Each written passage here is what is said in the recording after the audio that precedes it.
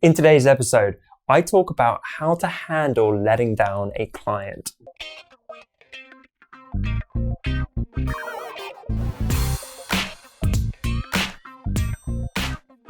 Welcome to episode 199 of the Honest Entrepreneur Show, where I help creatives like you to master your marketing.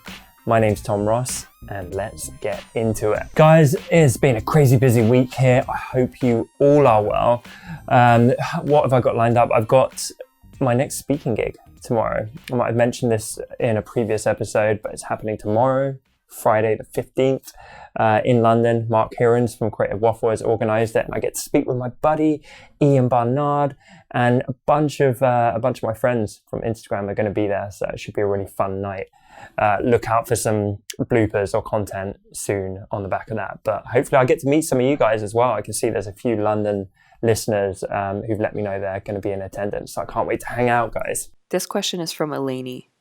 Regarding imposter syndrome, the fear for me is usually not, what if they say no, but more like, what if they say yes and the experience ends up being terrible?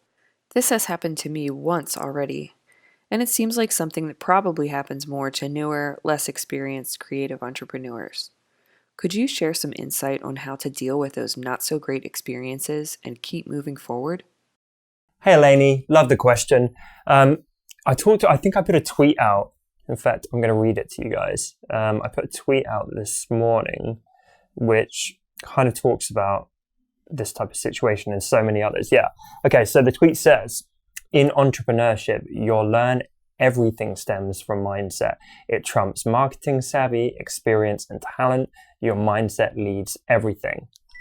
And it sounds like you have a mindset issue. It's imposter syndrome, right? You're in your own head. And there's two ways you can do this. You can think, well, it didn't go well. I under-delivered. I let the client down. I didn't do the best job possible. And therefore, I'm going to give up and not do it again. Or you can use that as motivation and fuel to do a better job next time. So I don't think there's anything wrong with failing. I've talked about this on this show quite a bit. I've had so many failures, but I use it as fuel for the next project or the next venture. And that's really the only thing that works. It's the only thing you can and should do, in my opinion. So take that discomfort and own it. I don't think you should try and bury it. You shouldn't pretend it didn't happen. You should fully own it and feel the pain of it, because it can suck, right? It can be really embarrassing. It can be soul destroying if stuff goes really wrong for you. If you channel that in the right way, then it's like, I'm going to get all that negative energy and I'm going to throw that at the next project and use that as my biggest incentive to do a better job next time, or not to make the same mistakes or screw ups. And so, in my opinion, that emotion can accelerate your improvement and your learning process. And I found that over and over and over again. It's the same way if I'm at home and I'll kind of let the place get a bit messy and I won't do the dishes, and my fiance, will mention it to me. And then no, we lost the framing. Keep going. We're going to keep going here. This is authenticity on YouTube. Marco, not the camera, podcast listeners, if you're wondering what the hell is going on. So it's going to look like there's an earthquake or something. We're going to keep all of this in though, because that's how we do on the Honest Entrepreneur Show. So he's kicking himself right now. But yeah, I'll be ignoring the dishes, and my fiance gives me a gentle reminder, and then I kind of still ignore them. I get a gentle reminder. And then eventually she blows up. She's like, I've been asking you for weeks. Why are you still sucking at doing the dishes?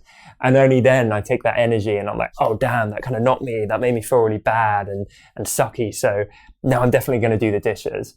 This is what happens if you mess up with clients or anything in life.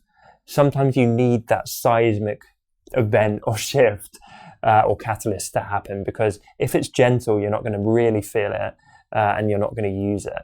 So the bigger the mistake, the bigger the shitty feeling that you take on board, I think that's a good thing, because you channel that into being better next time. Question of the day: what is something that you failed at or sucked at or that felt kind of terrible recently that you feel like you can internalize and then use to improve for the future? Let me know in the comments, as always, guys. Well, hey there. You seem like the kind of savvy human being that enjoys high quality YouTube content just like this one. And if you'd like to see more of it, I hope you will hit the subscribe button below this video. If you'd enjoy more content like this, you can check it out right here. make the right decision.